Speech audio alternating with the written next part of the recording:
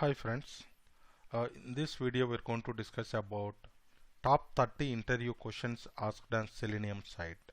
This is Venkata Krishna from Chris Software Solutions. Let me enter into the video. The first question they're going to ask in the interview is why we need to go for automation. What are the advantages with automation? Why every project nowadays moving to the automation side?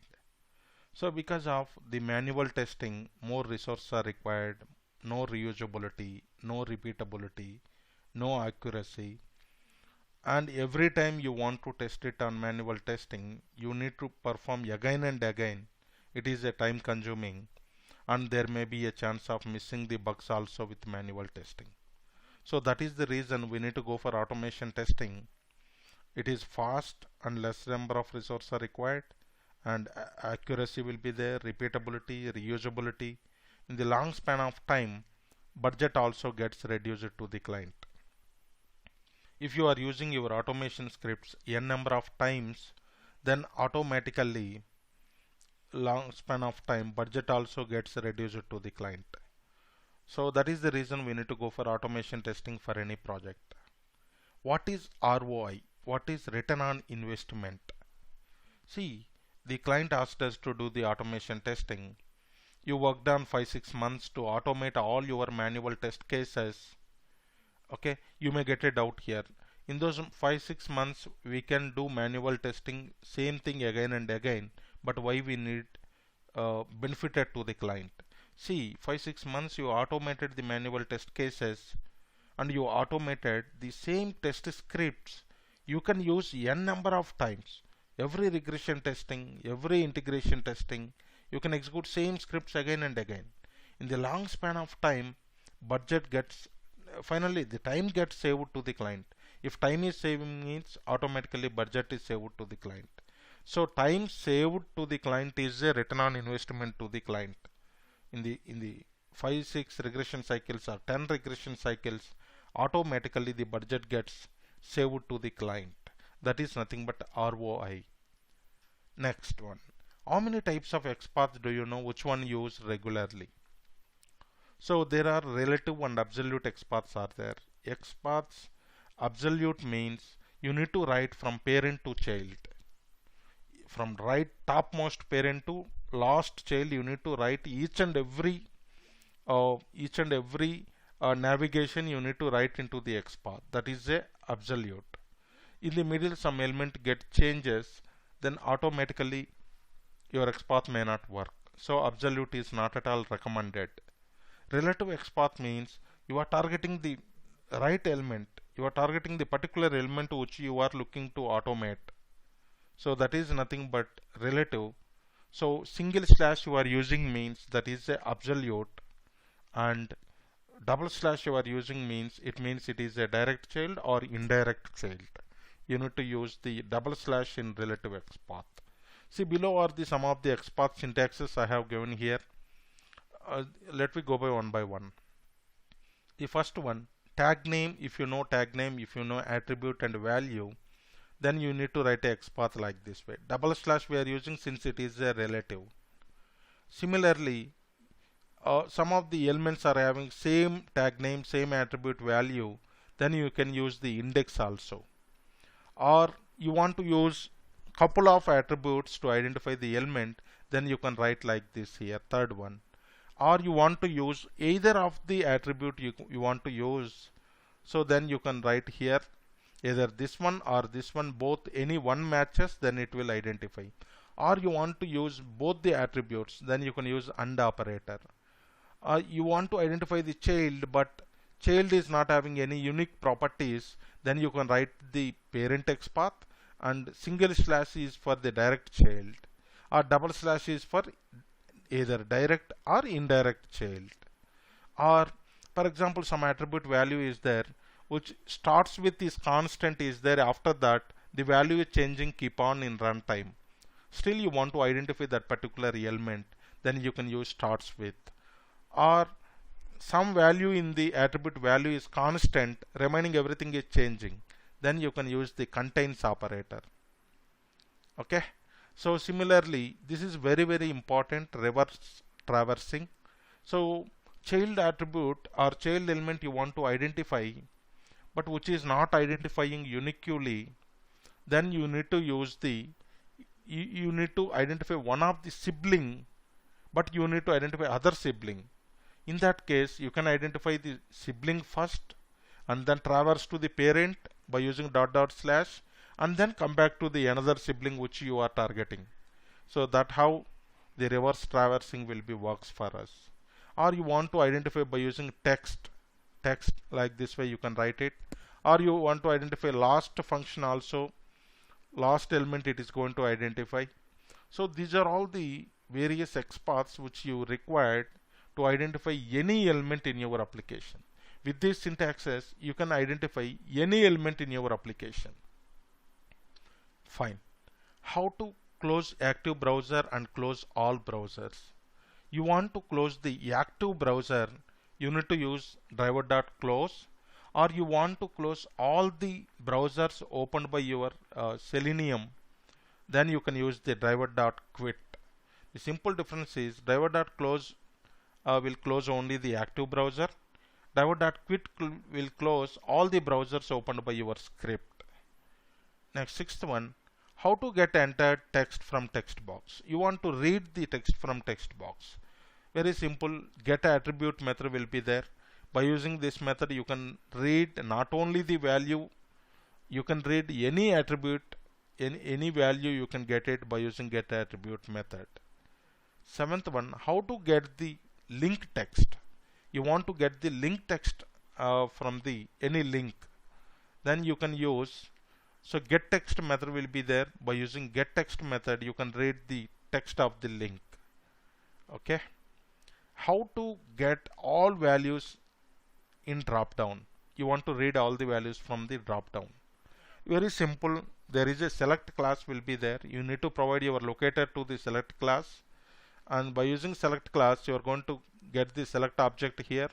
By using that, by using get options method, you are going to read all the options into it, and items dot size, you are going to get the size of how many number of elements are there in the drop down. And by using for loop, you can get each and every value from the drop down. Like this, how we can write to get all the values from the drop down and all. Similarly, radio group is there. You want to select one of the option in radio group. This is also similar. Find elements I am using here to read all the radios into a list. Radios dot size is going to give you the total number of how many elements are there in that radio group. And by using this syntax, you can select any element in that radio group. Next, very important interview question, how to read the data from the web table. So how to get the row count, how to get the column count, how to get each cell data. So very simple. Here also I am using find elements. At the end, this is a table, tbody, tr. tr means table row, td means table data.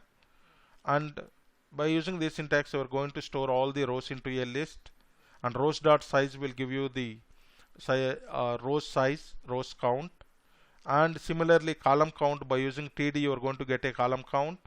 And you are writing a for loop here. For one is for rows, one is for columns. Each row it is going to loop it, and it is going to display you all the data. This is a dynamic XPath which we have written here. We are parameterizing here row and columns. So by using these syntaxes, you can get the table data, web table data and all.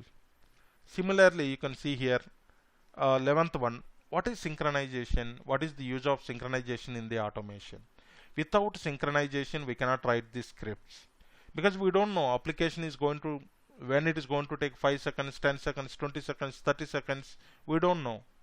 Based on the application speed, we need to, in our script also, we need to configure, and we need to wait over there until that element is loaded. Otherwise, our script will get failed.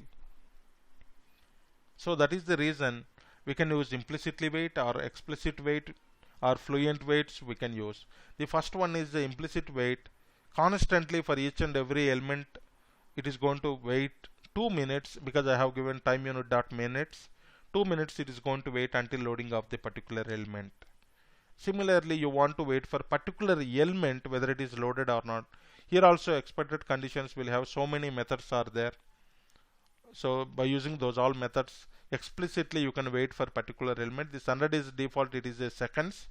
You can give n number of seconds over here.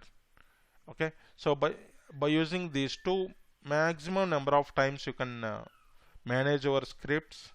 And the next one is a fluent wait, whereas fluent wait is something like you need to wait 5 seconds. Each 5 seconds you need to check for your particular element, or you want to ignore any exceptions, then you need to go for the fluent wait and all. The next one is how to work with frames. Frames also very important. You can able to see in your HTML whether the element is there inside of the frame or not, or how to go inside of the frame, or nested frames, or how to come out from the frame, or how to come out from all the frames to the default. So these are all methods I have given here. The first one is switch to the particular frame here. You can switch to this particular frame and you can perform whatever the element you want, or you want to switch to other frame inside of this frame, again you need to write like this. And you want to come out from one frame to its parent frame, then you can use parent frame method. Or you want to come out from all the frames, then you can use default content method. By using like this way, the frames concept will work for us. So to switch to the frame, driver.switch2.frame, you can use it, or you want to move to your parent frame, or you want to come out from all the frames. Okay, so this is also important interview question. And very much important interview question also here is how to get the screenshot of your driver. So very simple, you are converting your driver into a text screenshot related, get screenshot as output type.file, and you need to copy the screenshot into where you want to copy. You need to provide the path of the image here.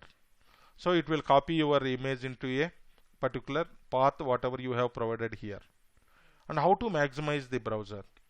Very simple, driver.manage.window.maximize you can use to maximize your browser. And how to work with alerts? Alerts, how we can work is, alert means it is going to stop your execution until unless you click on OK or cancel button on it. So in order to accept the alert, you can use accept. To dismiss, it means click on cancel button, you can use dismiss. To get the text from the alert, you can use get text. Sometimes what will happen is there is a text fields also may be there, you need to enter the data, but there is no direct method to enter the data into a alert. You can use the send keys here, and you can use, if two text fields are there, first you can enter the data here and then tab and then you enter the data into second text field. Okay, because there is no direct mechanism to identify the text fields or buttons, links in the alerts. So next one is also very simple. If there is number of drop down values are there, you want to select one, then you can use like this way. So these are all the very important ones asked in the interview and all. Next, very simple, how to work with multiple windows. You want to work with multiple windows. So your application is opening multiple windows to you. You want to navigate between these all windows. Then this is how you can work with. Driver.window handle will give you the first one or parent one. Driver.get window handles will give you all the windows opened by your script. By using this, you can navigate between one window to other window and all. How will you navigate back in the browser, or you want to navigate to other URL with the same driver session? With the same driver session you want to navigate to other URL, then you can use driver.navigate to method. By using this, you can navigate to other URL, whatever the URL you want to target. How you will delete the cookies? For deleting the cookies, there is a direct method, driver.manage.delete all cookies. By using this, you can delete all your cookies. Similarly, you want to traverse or navigate back, forward, refresh. All our direct methods are there. Driver.navigate back, driver.navigate forward, driver.navigate refresh. By using these methods, you can perform. And you want to scroll down. By using scroll down, there is no direct method. We need to use the JavaScript. So JavaScript we can use to scroll down from top to bottom or left to right. So this is the syntax. Whereas you are giving here x coordinate as 0, y is 200, it means top to bottom it is going to. Or if you will give x something and y 0, then it means that left to right it is going to move. Okay. So like this syntax we need to use. How will you work with actions to move to particular element? Very simple. You need to create a actions class object to move from one element to the other element. Mouse actions you can perform, or click and hold, or drag and drop. All these you can perform by using actions class. So you need to create a actions object here, and by using this object, so you are going to perform move to element, which element you want to move, and build.perform each and every operation you need to provide at the ending. So by using this syntax, you can move to the particular element. The next one is how to traverse or navigate to the sub elements or inner sub elements, inner sub menus and all. This is also very simple. You need to create a actions object, move to element, pause means it will wait 3 seconds, and again sub menu you are moving, and then pause for 3 seconds, and then you are moving to the inner sub menu. Click operation you are performing here, and build.perform you need to use. Very simple. By using this you can navigate to the inner sub elements, and you can perform the click operations on it. How do you perform the drag and drop operations using actions class? Very simple. There is a direct method. You need to have the elements, which element you want to drag and where to drop. So drag and drop direct method is there. By using this you can move this particular element, and this is where it is going to drop. Similarly, how do you perform the click and hold operations? So here also actions object you need to create, and direct method is click and hold. So it is going to hold this particular element and move to here, and then release this hold, and build.perform you are going to use. Okay, so like this way you can perform the click and hold operation. Next, how to read and write the data from the Excel. Here you need to use the Apache POI libraries, OOXML, and so some of the libraries you need here. Those all libraries, either you can put it into a pom.xml, or you can download those jars and you can attach it in your build path. So, and then there is a XSSF workbook, HSSF workbook to differentiate the XLSX and XLS. So by using those libraries you can create a Excel object, Excel workbook, Excel sheet, and you want to perform any operations on those sheets and all, you can use the Apache POI libraries for that. Next, how to read the properties file. See, all usually in our frameworks and all, environment related data we are going to put it into a properties files. So most of the environments related data we're going to put it into a properties files. So you need to create a file input stream object, and properties you are creating, you need to load your file input stream, and by using this syntax, whatever the key you want to read, you can read all the keys from the properties files. So usually in real time we are using to maintain the environment related data into a properties files. How to upload a file in Selenium? Two ways we can do that: by using AutoIT or by using Robot. AutoIT means it is a third-party application to identify the Windows related elements. You need to write a script and generate a exe file on top of it. That exe you are running from the Java. From the Java you are invoking that exe file. This is one way.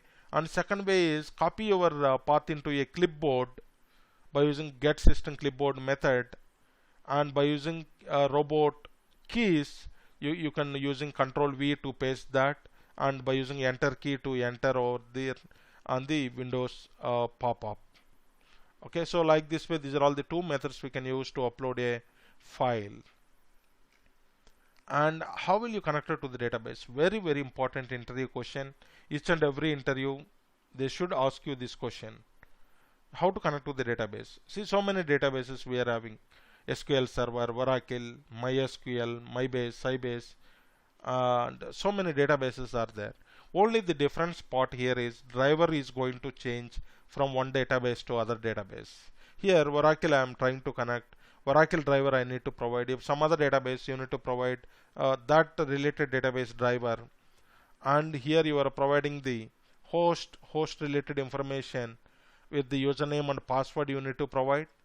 And then you need to create a connection statement and execute your query. The result will be stored into a record set. By using iterators, you are going to read all your data from the record set. Like this, how it is going to work, how to connect to the database. Similarly, how will you perform headless execution? You don't want to open your browser, still you want to execute your scripts. Then you can go with the HTML unit driver. By using this, you can execute the headless execution. But the challenge here is you cannot get the screenshots. Which one is failing, which one is passing, you cannot identify. That is the reason rarely we will use HTML unit driver. Depends on your requirement, you can use it. The last very important interview questions is, this question is how to move your browser from one place to other, or you want to increase the size of your browser. So these all operations we can perform by using a point and dimensions we can use. So by using this you can set the position and you can set the size of it. These are all the topmost 30 interview questions. Any interview they are going to ask you.